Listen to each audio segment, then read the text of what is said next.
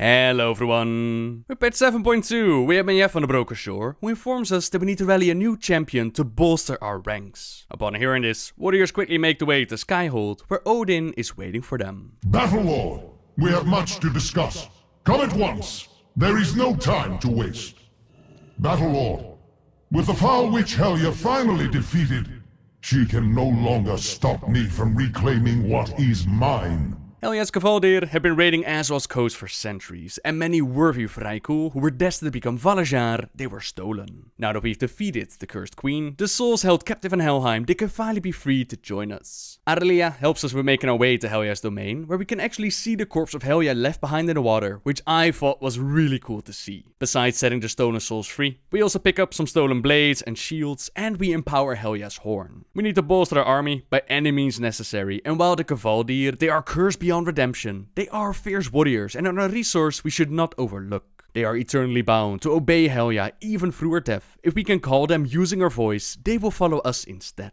This is where the horn comes in, which they've recovered from Helya's corpse, and once empowered, we can use it to call on the Val'kyr whenever we need them. Now we shouldn't linger in Helheim too long, so after completing our mission, we go back to Odin. Well done, Battle Lord. You have recovered my stolen warriors.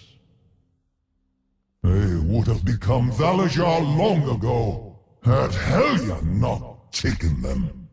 Now, witness their transformation.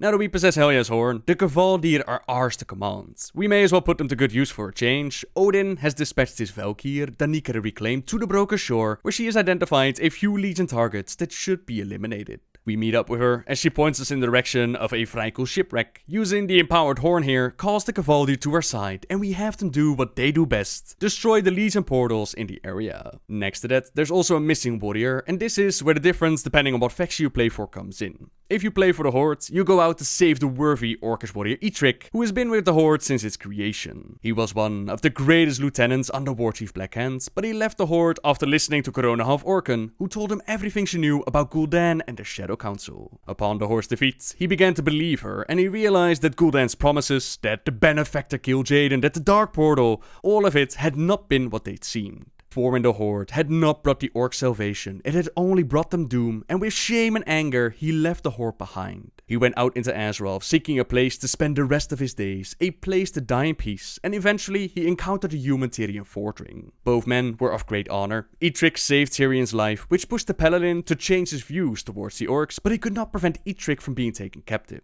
Though at the time he was working on reforming the Horde, he showed up to save the Orc, and he offered Eitrigg a spot in his new Horde. From that moment on, he returned to the faction, where his years of wisdom were a great benefit to the War Chief. Then for the Alliance, we have Lord Darius Crowley, who comes from Gilneas, and he was against the decision of building a wall and cutting themselves off from the Alliance. He openly spoke out against it, which eventually led to a civil war and with him being imprisoned. The Worgen curse was spreading amongst their people, and during the Worgen starting event, it was the adventurers that set him free to recruit his help against the Worgen threat.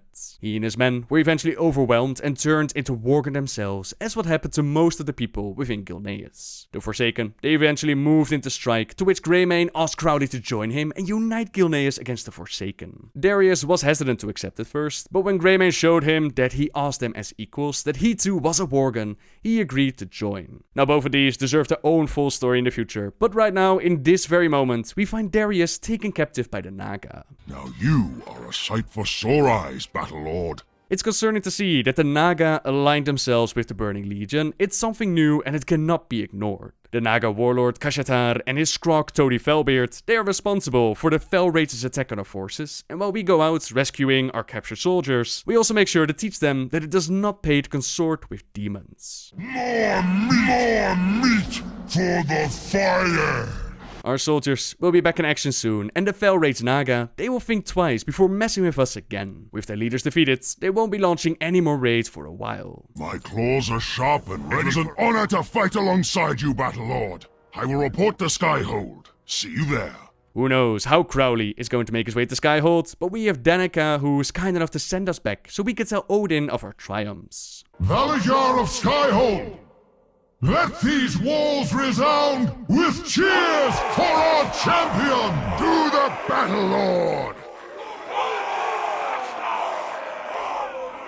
Eitrigg is not one for emotional speeches, so he will keep this short. He owes us his life, so his axes are at our service, while Crowley, he believes that we are an inspiring leader, and he will follow us to Arx and back if we'll have him. Another powerful ally recruited to our cause, and we have bolstered our strength against the Legion once more. That is how warriors obtain the new champions, which means we've reached the end of the video. Thank you very much for watching, everyone. Subscribe if you like my videos, leave a like if you enjoyed this one, and until next time, guys, see ya!